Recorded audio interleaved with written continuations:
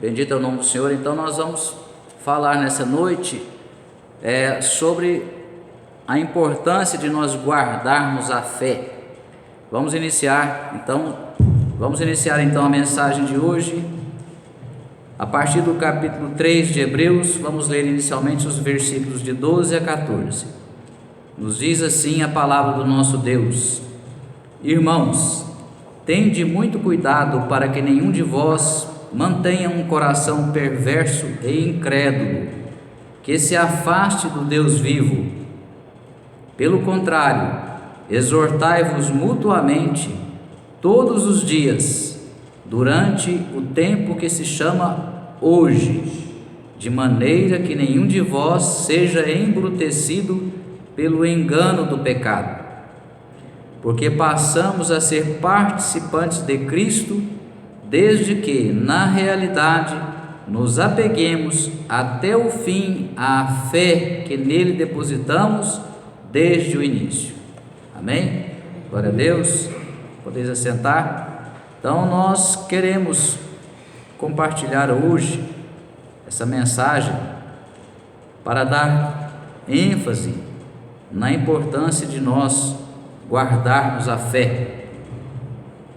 E é interessante que nós fazíamos perguntas hoje para pelo menos 2 pessoas, se nós poderíamos perder a fé. E a palavra de Deus nos direciona, nos induz a concluir que sim, nós podemos perder a fé. Porque também nós sabemos que o que faz a nossa fé aumentar, basicamente, é a presença de Deus em nossas vidas. Se nós tivermos Deus presente em nossas vidas, a nossa fé irá aumentar, ou seja, o Espírito Santo de Deus.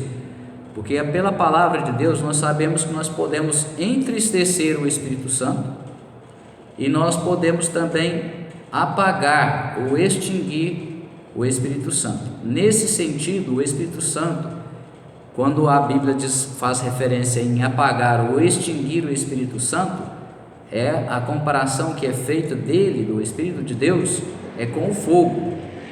Então nós sabemos que se você tem, por exemplo, um braseiro, você faz uma fogueira ou um fogão a lenha como se usava antigamente, ou qualquer outro tipo de fogueira, enquanto tem lenha ali seca para ir queimando, o fogo se mantém aceso.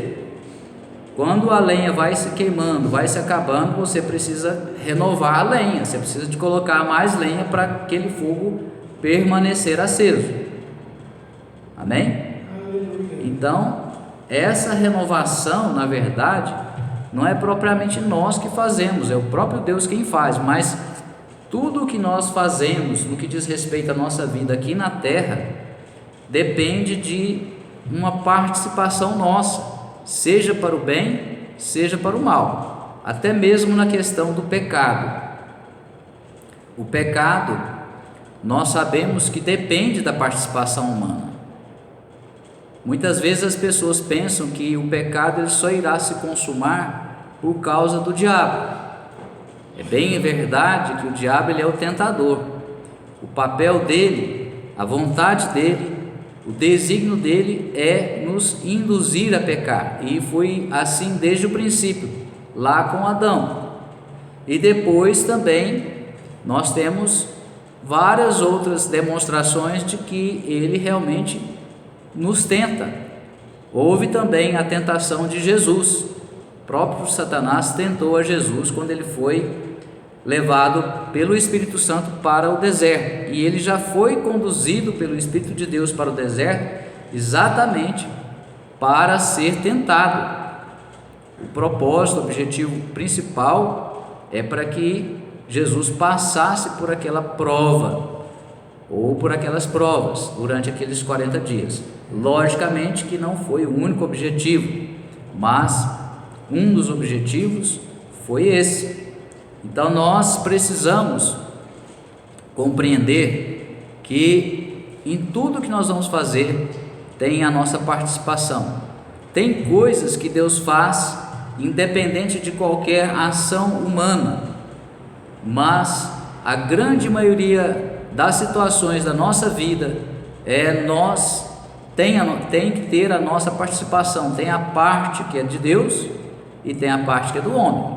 É claro que Deus é todo poderoso e nossa vida está totalmente nas mãos dele. Nós dependemos dele para tudo, para viver, enfim, para respirar. Se ele quiser cortar agora o nosso fio de vida nesse momento, nós cairíamos aqui mortos. No caso, eu que estou aqui falando, estou pregando, e isso pode acontecer. Isso depende da vontade de Deus, o dia, a hora em que ele vai nos recolher. Mas enquanto nós vida aqui tivermos, há esperança para nós, para mim, para você e para todos nós. E nós precisamos então meditar, refletir sobre o que é a vida e como que nós estamos nos situando, nos posicionando diante das realidades da vida, que a vida nos apresenta. Porque tem pessoas que parece que passam pela vida sem parar para fazer uma reflexão, para fazer uma análise, para compreender melhor quais os propósitos de Deus para a vida do homem aqui na terra de uma maneira geral. E isso nós podemos conhecer pelo conhecimento dele através da sua palavra, e também propósitos específicos que ele tem para cada um de nós. Esses propósitos específicos nós vamos conhecer na medida que nós também quisermos agradar a Deus, quisermos cumprir aquele chamado que ele já colocou em nossos corações. E se nós tivermos esse interesse e buscarmos a ele e desejarmos que isso aconteça para nós nas nossas vidas, ele vai se revelando, ele vai revelando os seus propósitos, vai se revelando como um Deus pessoal, porque o verdadeiro Deus, ele não é um ser distante, inacessível. Muitas vezes as pessoas que não conhecem bem a Deus, elas parecem que precisam de mediadores, de intermediários. Elas não parece que elas pensam que Deus está muito ocupado, ou que Deus não se interessa por elas. Então, quando elas vão orar ou rezar, elas precisam de interceder, elas precisam da intercessão de uma terceira pessoa. Mas isso não deve ser assim, porque o próprio Senhor Jesus, ele se tornou o nosso sumo sacerdote. Ou seja, se hoje nós quisermos recorrer a alguém para termos acesso a Deus, ou para direcionarmos as nossas petições, os nossos pedidos, as nossas orações a Deus, o Pai, o Criador, é o Senhor Jesus que é esse intermediário. Por isso que ele diz assim: ninguém vem ao Pai senão por mim. E ele também, pela palavra, nós sabemos que ele é o único mediador entre Deus e nós, os homens. Então não há necessidade de recorrer a nenhum santo, ou a Maria, ou a Paulo, ou a Pedro. Por mais que eles possam ser considerados santos, não há essa necessidade. E ainda o pior, nós incorremos o risco de desvirtuar a nossa fé, porque a nossa fé tem que ser na pessoa de Deus, Deus o Pai, Deus o Filho e Deus o Espírito Santo, e somente nele. Nós temos relatos bíblicos de manifestações de anjos, onde homens, mulheres de Deus receberam, se encontraram com anjos e quiseram se prostrar diante dos anjos, e eles não aceitaram aquela forma de adoração. Eles são ministradores de Deus e são enviados até nós por Deus. É Deus quem os envia para nos ajudar, para nos assistir, para guerrearem por nós, por várias razões, para nos proteger, para nos livrar. Mas a nossa reverência, a honra, a glória, o louvor, a adoração devem ser dadas somente a quem é digno, a quem merece verdadeiramente, que é Deus. Amém? na pessoa do Pai, na pessoa do Filho e na pessoa do Espírito de Deus.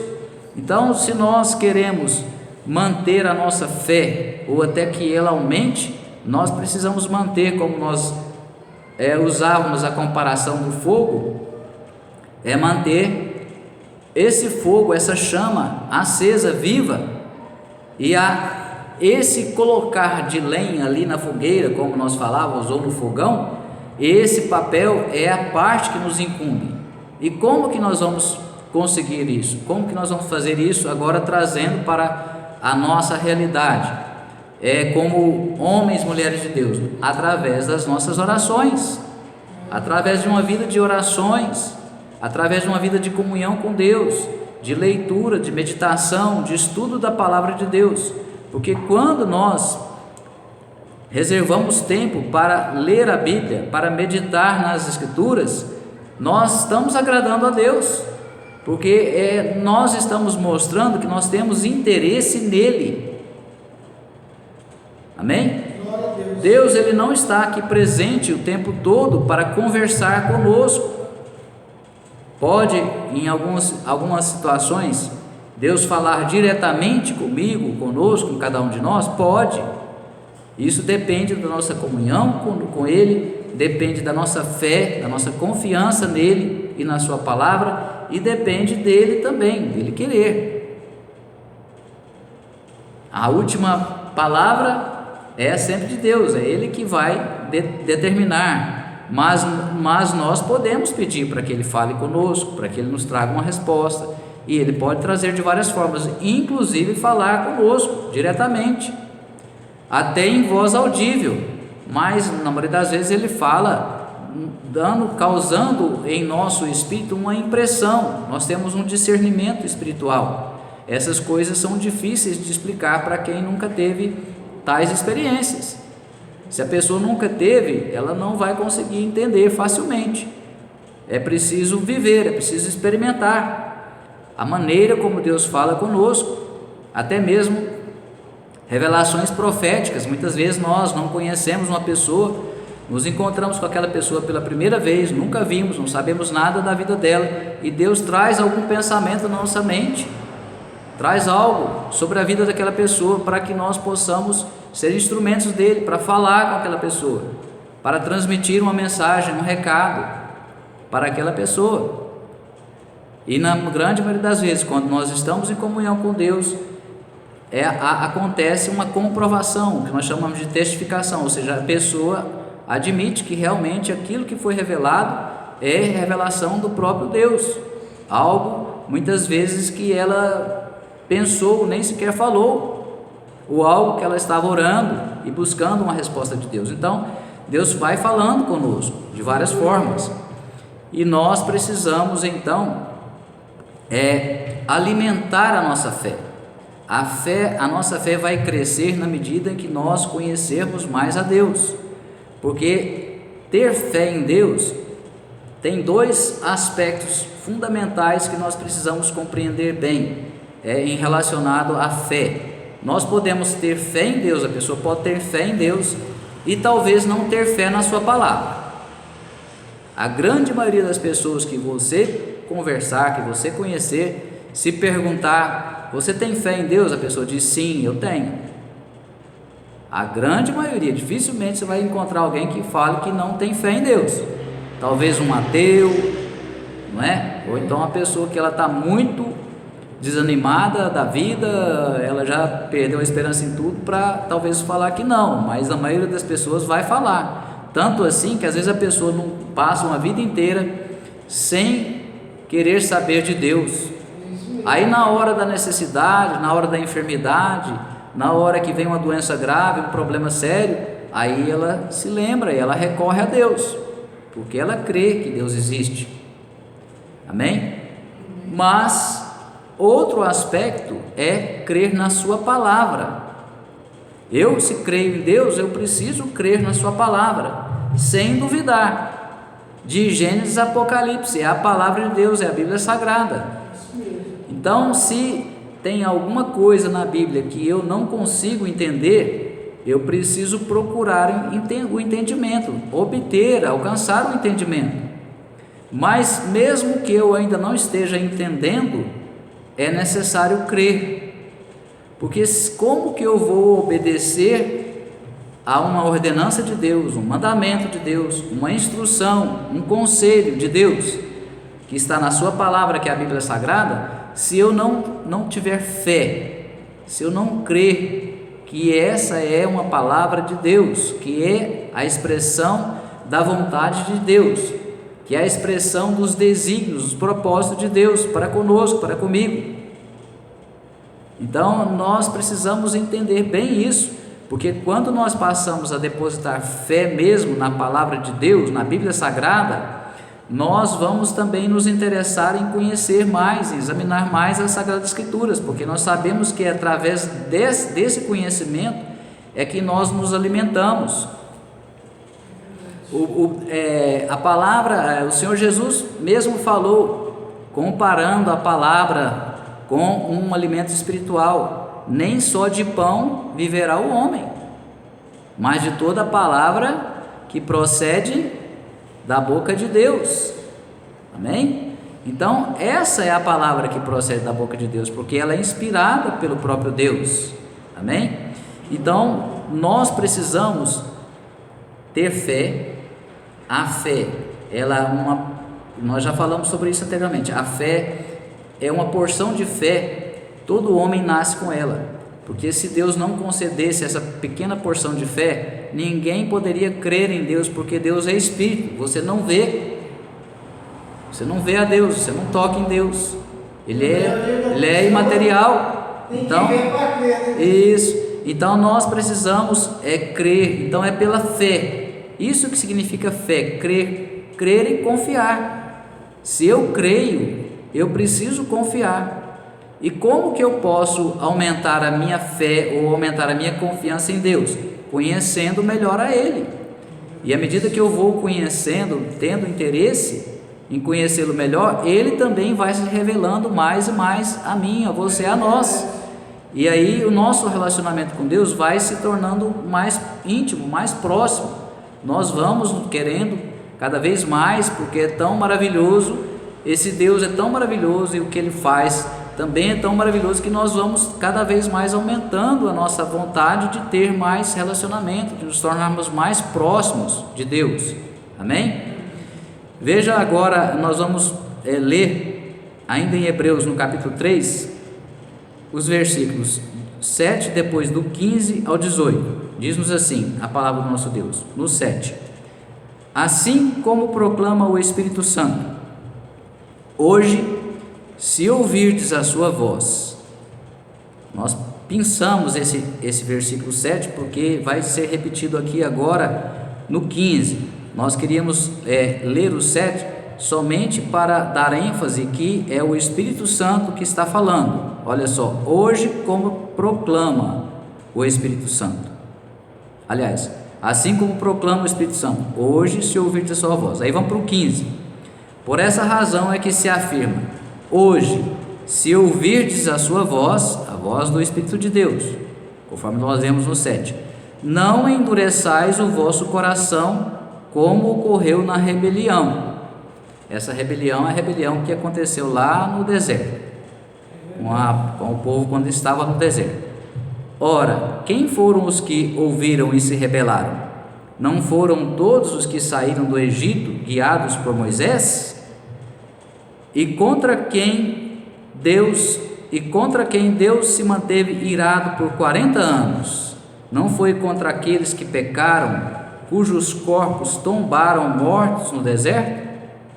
Então nós sabemos que de todas aquelas pessoas, aqueles milhões de pessoas, que eram mais de 3 milhões de pessoas, depois, enquanto eles estavam, nesse período em que eles viveram no deserto, somente 2 tribos é que entraram na terra de Canaã, a tribo de Josué e de Caleb. Os demais tombaram, caíram, ou seja, morreram lá, não tiveram vida suficiente para entrar na terra prometida. 17, e contra quem Deus se manteve irado por 40 anos, não foi contra aqueles que pecaram, cujos corpos tombaram mortos no deserto? 18, e a quem jurou que jamais haveriam de ingressar no seu repouso? Ora, não foram aqueles que se mantiveram desobedientes? Então veja só, a pessoa que se torna rebelde a Deus é a pessoa que persiste na desobediência. Aquele que vive em constante desobediência é considerado rebelde para Deus. E se tais pessoas não se arrependerem enquanto for tempo, elas não vão entrar no repouso, ou seja, não vão entrar no céu. O repouso eterno é no céu, não é aqui na terra. Amém? Vamos agora ler o versículo 19. Concluímos desse modo que não lhes foi possível ter acesso à terra prometida por causa da incredulidade. Por causa de quê? Por causa da incredulidade. Olha só. Então, eles não creram na palavra de Deus, nas ordenanças de Deus que foi dado através de Moisés. Então Deus deu as leis, deu os mandamentos, os estatutos, deu as prescrições, deu todas as instruções através de Moisés. Os 4 primeiros livros da Bíblia são chamados de, os 5 primeiros livros da Bíblia são chamados Pentateuco. Foram as leis de Deus para Moisés, e especialmente o livro de Deuteronômio, onde é feita uma recapitulação de tudo aquilo que é o mais importante, traz como se fosse um resumo, uma recapitulação das ordenanças de Deus, das leis de Deus para nós. E somente aquilo que foi revogado expressamente pelo Senhor Jesus é que nós não precisamos obedecer. Fora aquilo que não foi revogado, fora aquilo que foi revogado expressamente pelo Senhor Jesus, continua cumprindo. Você veja que o próprio Senhor Jesus, quando ele ia ensinar, ele ia ministrar, ele falava assim: mas o que diz a lei? Então, se ele não tivesse que obedecer à lei, que não tivesse que seguir o que está na lei, ele não ia mencionar o que diz a lei. Então é lógico que ele estava se referindo, até porque não existia o Novo Testamento.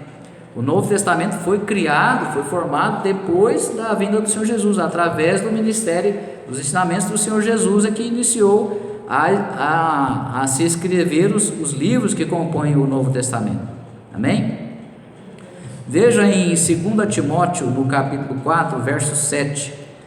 Segunda epístola de Paulo a Timóteo, capítulo 4, verso 7, diz-nos assim: combati o bom combate, completei a carreira, preservei a fé, ou guardei a fé. Amém? Então o apóstolo Paulo estava falando para Timóteo: Timóteo, olha o que foi a minha vida, o resumo da minha vida. Eu combati o bom combate, eu lutei, enquanto eu pude, eu tive forças, enquanto Deus me deu condições, eu fiz tudo aquilo que Deus me mandou fazer, me designou para fazer. Apesar das lutas, que nós sabemos que ele passou, das perseguições e das tribulações, de tudo que ele passou. Completei a corrida ou a carreira, ou seja, ele chegou ao final da vida dele, já estava no final da vida dele, já estava preso quando ele escreveu essa carta para Timóteo, lá em Roma. Estava nos últimos dias de vida dele, quando ele escreveu essa epístola. Então ele falou: e eu guardei a fé. Irmão, se você não tem risco de perder alguma coisa, por que você guarda? Se você precisa guardar alguma coisa, é porque tem risco dela se perder.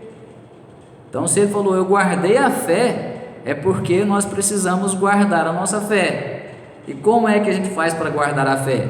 Mantendo ela viva, mantendo ela operante, mantendo ela ativa, mantendo o fogo aceso.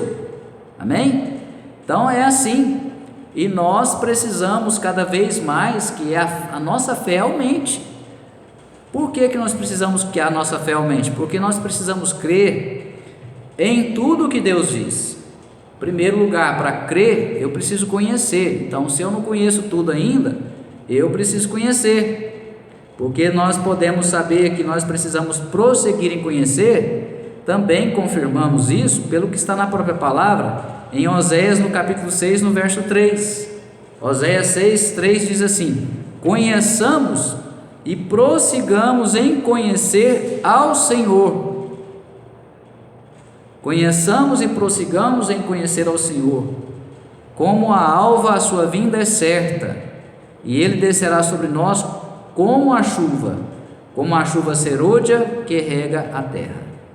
Então, se eu quero receber mais de Deus, se eu quero ser mais abençoado, se eu quero que minha vida seja mais próspera, se eu quero ser mais forte para vencer as minhas lutas, se eu quero ser mais usado por Deus, se eu quero que a minha família seja mais abençoada, se eu quero, enfim, que a vontade de Deus se cumpra na minha vida e na vida das pessoas que fazem parte do meu convívio, eu preciso que a minha fé aumente, e a minha fé vai aumentar através de conhecer mais a Deus, de ter mais experiências com Deus, amém? Veja agora em Hebreus, ainda no livro dos Hebreus, na carta aos Hebreus, no capítulo 3, agora o verso de número 14, creio que nós já lemos o 14, lemos, nós vamos ler em outras versões, porque no 14 diz assim, a versão que nós lemos diz assim: porque passamos a ser participantes de Cristo, desde que, na realidade, nos apeguemos até o fim à fé. É até amanhã? Ou é até enquanto eu me aposentar? Ou é até enquanto eu ficar velho? Não, é até o fim. Foi o que o apóstolo Paulo falou. Até o fim da vida. Que nele, até o fim, a fé que nele depositamos desde o início. Então, se eu tive fé para crer que o Senhor Jesus é o meu Senhor e o meu Redentor, o meu Salvador, no início, quando Ele me alcançou e eu me converti, eu aceitei o convite que Ele me fez, abri o meu coração e deixei Jesus entrar, convidei Ele para entrar, Ele entrou no meu coração e começou a transformar a minha vida. Ele começou a me mostrar o que eu estava fazendo que não agradava a Ele, que não convinha que eu fizesse, e Ele vem me transformando.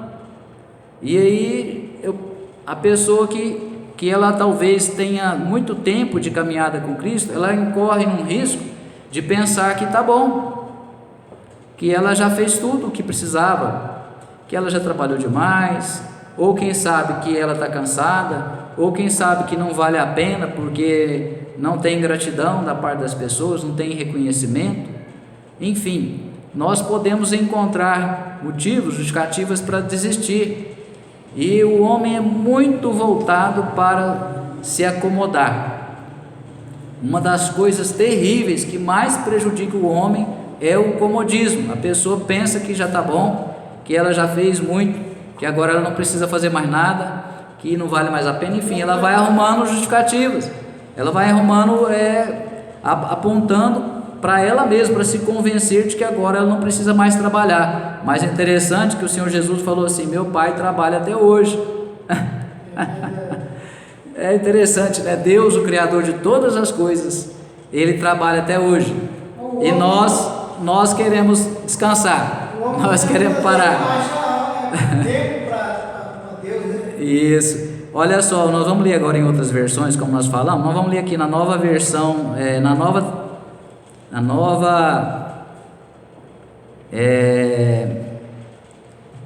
nova tradução, a linguagem de hoje. Eu acho que é isso mesmo, é NTLH, se eu não me engano é isso. Já faz tempo que eu não vejo o significado dessa sigla, mas é na linguagem de hoje. Diz assim, Hebreus 3,14: pois seremos companheiros de Cristo se continuarmos firmes até o fim, na confiança que temos tido desde o princípio. Ou seja, nós vamos continuar sendo companheiros de Cristo, ou seja, nós vamos continuar andando com Ele e Ele conosco. Nós vamos continuar convivendo como amigos de Cristo, íntimos de Cristo, se nós estivermos andando com Ele e Ele conosco, convivendo como amigos íntimos, se nós mantivermos a mesma confiança que nós tivemos desde o início, em outras palavras. Então nós precisamos manter a nossa fé viva, acesa, atuante, amém? Na versão Almeida Revista e Atualizada diz assim: porque nós temos nos tornado participantes de Cristo, se de fato guardarmos firme até ao fim a confiança que desde o princípio tivemos. Então é guardar até o fim e nos mantermos na mesma confiança, ou melhor, precisamos até que essa confiança aumente, porque quem sabe, normalmente nós quando nos convertemos não tínhamos tanta confiança nele. Hoje nós temos mais que nós tínhamos no início, e precisamos que a nossa confiança em Deus aumente cada vez mais, até chegar ao ponto de nós termos fé para falar para o monte, dar uma ordem para o monte se mover de um lugar para o outro.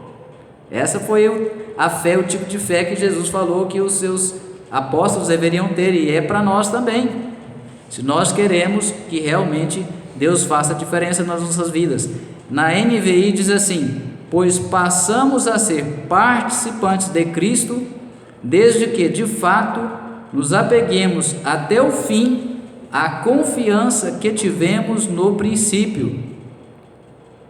Então é sempre manter a confiança, aumentar a confiança até o fim. Veja o que diz Eclesiastes 7, capítulo 7, verso 8, nós já estamos caminhando para o término da mensagem de hoje. Eclesiastes capítulo 7, verso de número 8 diz assim: melhor é o fim das coisas do que o princípio delas, melhor é o paciente de espírito do que o altivo de espírito. A parte inicial é a que mais nos interessa dentro do contexto que nós estamos estudando. Melhor é o fim das coisas do que o princípio delas. A pessoa, por exemplo, se ela vai correr uma corrida longa, como se fosse assim uma maratona, uma meia maratona, se ela começar com correr demais no início, ela vai se cansar no meio da prova e não vai nem conseguir terminar a prova. Eu tive uma experiência quando eu fui fazer a prova para o NPOR. Eu me alistei e eu estava ali, e eu até estava com vontade de servir o exército, mas eu terminei sendo dispensado. Mas eu passei nas provas, graças a Deus. E 17 anos, 17 para 18 anos, e eu estava entusiasmado. E ali eu ouvi lá, não entendi direito, a orientação, a instrução que foi passada sobre a prova de corrida. E eu saí junto com o pessoal que estava no pelotão da frente. Tinham muitas pessoas, homens rapazes, altos, das pernas compridas. E eu fiquei junto com eles ali. E deu a primeira volta, e aí tinha uma segunda volta, lá em torno do 36º batalhão. Não sei quantos quilômetros que dá, mas é bem longe, é bem longa a prova. E aí, quando chegou, que eu pensei assim, estou chegando entre os primeiros aqui, que acabou a primeira volta e começou a segunda, eu falei, lascou. E aí eu tive que fazer um grande esforço para terminar assim, meio que no meio do pelotão, porque foi acabando o gás, como se diz, foi acabando. E aí realmente é isso, a gente não pode, a pessoa que às vezes se entusiasma, já viu falar em fogo de palha? É o fogo de palha, a pessoa se entusiasma muito no início das coisas e faz aquele farol e vou fazer e vou acontecer. Eu não ponho fé nessas pessoas, porque eu sei que logo o fogo delas vai apagar. Então assim, normalmente, na grande maioria das vezes é isso que acontece. Então a gente precisa começar com ânimo, porque se você começar desanimado também, você já pode desistir antes de começar. Mas nós não podemos ser fogo de palha, sabendo que nós vamos precisar de perseverar até o fim, de batalhar até o final, para alcançar a vitória, amém? Vamos ler agora em Hebreus, agora no capítulo 10, Hebreus no capítulo 10, alguns versículos para concluir a mensagem. Vamos ler do 35 ao 38, diz-nos assim a palavra do nosso Deus: portanto, não abandoneis a vossa confiança, pois nela há grandioso galardão. Olha só, não abandoneis a vossa confiança. 36. Em verdade vos afirmo que necessitais de perseverança, a perseverança aqui, a fim de que, havendo cumprido a vontade de Deus, alcanceis plenamente o que Ele prometeu. Havendo cumprido a vontade de Deus, ou seja, tem que obedecer, para fazer a vontade de Deus. Alcanceis plenamente o que Ele prometeu. É parcialmente o que nós vamos alcançar? Não. Plenamente significa totalmente. Tudo aquilo que Deus me prometeu para você, nós temos condições de alcançar, se nós perseverarmos até o fim, e se nós mantivermos a nossa confiança nele, obedecendo a ele. 37. Pois dentro de pouco tempo, aquele que vem virá e não tardará, mas o justo viverá pela fé. Contudo, se retroceder, minha alma não se agradará dele. Então, é isso que é viver pela fé. Muitas vezes as pessoas gostam de citar essa parte do versículo, mas o justo viverá da fé. Mas viver da fé é isso, é viver numa confiança total, plena, em Deus e na sua palavra. Amém? O 39. Nós, entretanto, não somos dos que regridem para a perdição, mas sim dos que creem e salvos seguem avante. Seguem avante.